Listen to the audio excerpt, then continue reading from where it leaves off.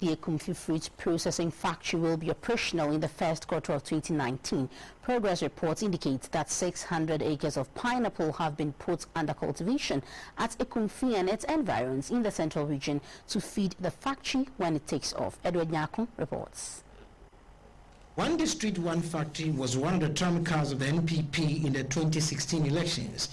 This was due to the promise that the 1D, 1F is a vehicle that can be used to address the unemployment challenges facing the country and rake in more foreign exchange to ease the pressure on the local currency. And on assuming office, the government in September 2017 cut the sword for the takeoff of the first factory at Ekumfi in the central region. The Ekumfi food processing factory was financed by the Exim Bank Ghana. In an interview with the Chief Executive, Mr. Lawrence Ajinsem, to find out the state of the project, he said everything is on course. In the case of Ekumfi, we are doing almost over 400 acres. Now they've done 600. With that factory will be able to at least do 40 to 50% capacity.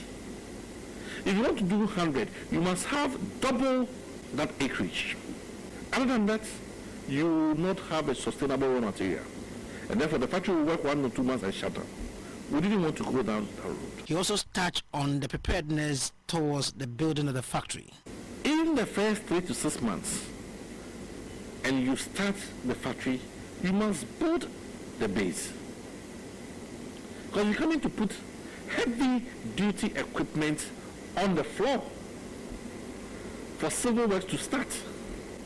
So if we go through these processes and we want factories that can stand the test of time, it will take 2 to 3 years. But even Ekumfi, after the sword was cut in September, I'm sure by March 2019, Ekumfi will be operational. Mr. Ajinsem spoke about the impact the project is having on the people of Ekumfi and its environs.